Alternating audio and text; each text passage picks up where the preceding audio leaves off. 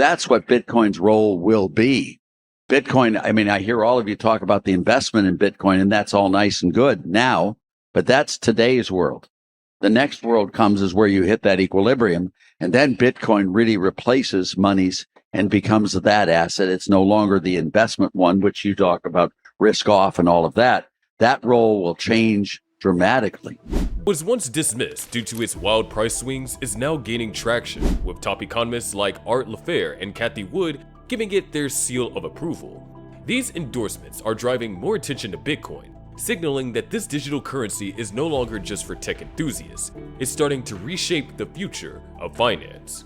In the video, the conversation explores how the major financial institutions, including Wall Street, are cautiously eyeing the approval of Bitcoin ETFs.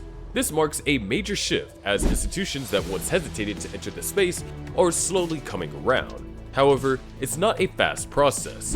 Concerns over Bitcoin's volatility and the lack of reliable infrastructure are still holding many back.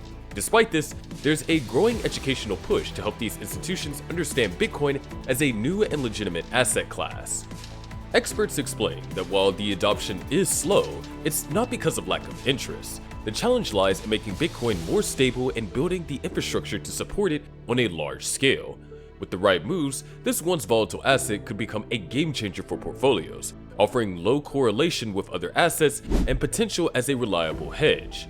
Bitcoin is not just about its price anymore. It's about how it can redefine financial systems, and this video highlights key moments and insights that can make Bitcoin the next big thing to watch. Stay tuned to see how this digital currency evolves from a niche asset to a cornerstone in financial markets.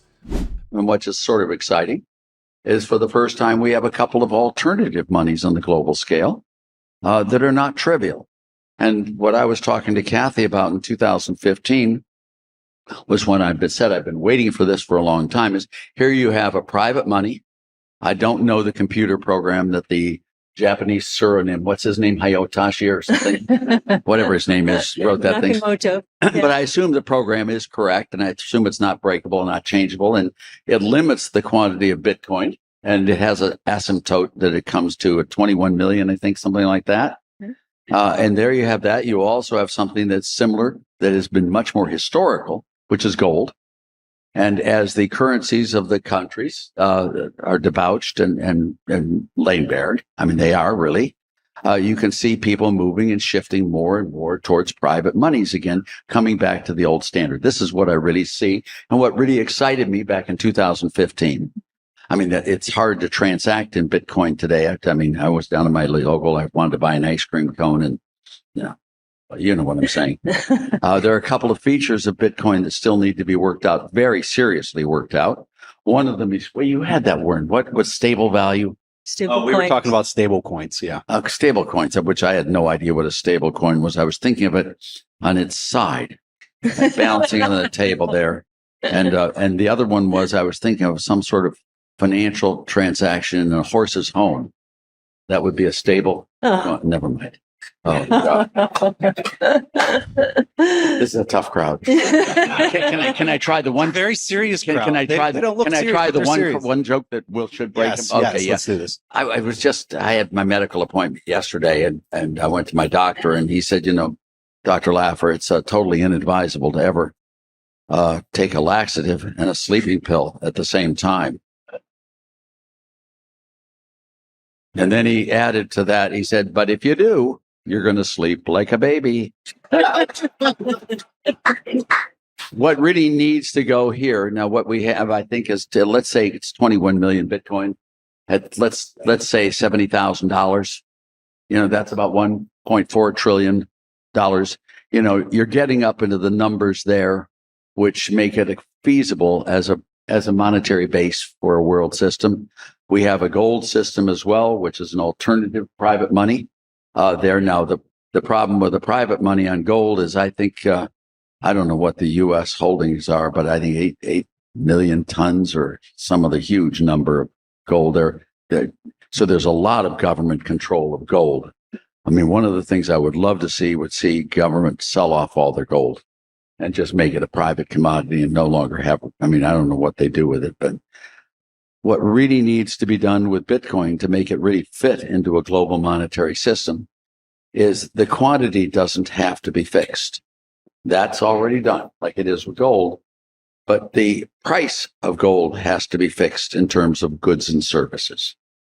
In other words, what you have to do is have to have a system whereby you have a price rule, where you have the price of Bitcoin in units of goods and services, the CPI, if you will, has to be stabilized. Because what people really want in their budgets is they want to know what prices are going to be now, next year, 5 years from now, 10 years from now, because the whole idea of long-term contracts, bonds and stocks, et cetera, is based on knowing what the value of the unit's going to be going forward.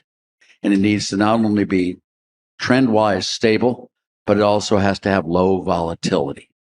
And then you really encourage long-term capital markets, which is a phenomenally powerful for economic growth, for prosperity, et cetera. I don't know if you're all following me here. Bitcoin is offering something really exciting, a truly global alternative to traditional money that isn't just a passing trend.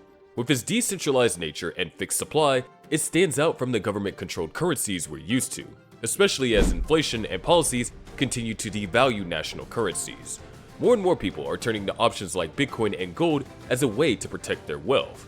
But there's still one big hurdle. Bitcoin's value needs to stabilize in terms of goods and services. Right now, its price fluctuates too much for everyday use, and people need that predictability to feel confident using it for things like long-term contracts or planning ahead. While the supply is fixed, the challenge is getting the price to be steady.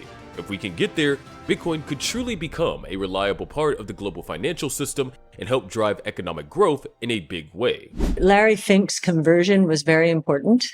You know, that was a moment. Remember, he was denigrating Bitcoin for years, very focused on the environmental side of it. But how is it perceived? Well, the first thing that happened was Grayscale, because it kept its fee at 2%, donated a lot of share to all of us. Right? I mean, why was that? That just doesn't make any sense. Well, why they kept put it like this way. We think it was a miscalculation. And the CEO, who I've known him for a very long time, he quit. I think, and now they're putting, if you look at what they did with Ether, they've introduced not only the conversion into the Grayscale trust into an Ethereum ETF, but also an Ether mini for 10% of it. So the cost there is 15 basis points. And I think I don't know if they're keeping it at the rest at 2%. I don't know. I don't understand the strategy. But first donated a lot of share, grew the market in terms of, beyond what Grayscale offered. So the education of 11 ETF providers vying for business at the same time, the education around that was tremendous. And you had most of the major asset management institutions involved, whereas, when we were in our early days, they thought we were using a marketing gimmick, or there was, always a reason not to consider what we believed was a new asset class. So first, donation of share to lots of other players, all of whom have educated. But the most interesting thing is it really has not hit yet, because the big platform, we call them wirehouses. So Morgan Stanley, Wells Fargo, Bank of America, Merrill Lynch, LPL would be an independent one, UBS. None has approved them for the platform. And everybody. Is that the 6-month mark I keep hearing that they needed some? I don't know what, yes, that we were told by the most progressive of all of them, we need 3 to 6 months. Okay. So now we're 6 months in, and I'm sure at one point price hit 70. They thought, we can't put, this is very volatile. We can't put our clients in this. We'll wait for a correction. The correction was much more shallow than they expected. There was one immediately after launch. But no one jumped on the recent one, which is interesting. So I think they're still trying to get their arms around it. They probably have to hire analysts, to support them, because otherwise it's on the management team's backs. This is their risk. So I think they'll have to get a little bit of an infrastructure going. And we're starting to see that. We're also starting to see some demand pull from clients, which is good. That will get top management to make the investments in the research team to make this happen. So it's a slow process, but, despite what seems to be a wonderful success. But while Bitcoin's price stability remains a key challenge, there's another hurdle that needs to be cleared before it can fully integrate into the global financial system: acceptance from major financial institutions. Wall Street and other big players are cautiously considering Bitcoin ETFs, but they're not rushing in just yet. Despite the growing interest, Bitcoin is still seen as a volatile asset, and the infrastructure to support it on a large scale isn't fully developed. One significant moment was when Larry Fink, who had long criticized Bitcoin, publicly changed his stance. This marked a turning point and highlighted the growth recognition of Bitcoin as a legitimate asset. Yet even with this shift in perception, many major institutions like Morgan Stanley and the Bank of America are hesitant to approve Bitcoin ETFs for their platforms. They need time to educate themselves and their clients about Bitcoin's potential while also building the necessary systems to handle the risk. The push for acceptance is strong, with companies like Grayscale taking the lead in educating financial institutions and donating shares to spark more interest. However, the slow pace of adoption reflects the need for deeper understanding and a stronger support system. Institutions are starting to see demand from clients, which could be the nudge they need to invest in research and infrastructure to offer Bitcoin ETFs confidently. Once these hurdles are overcome, Bitcoin can move from being a volatile asset to a cornerstone of the global financial system, opening the door for broader economic growth and stability.